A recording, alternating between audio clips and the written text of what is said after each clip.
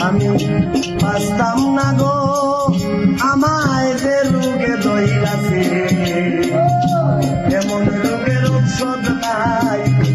ডাক্তারে কইছে আমি বাঁচতাম না গো আমি বাঁচতাম না গো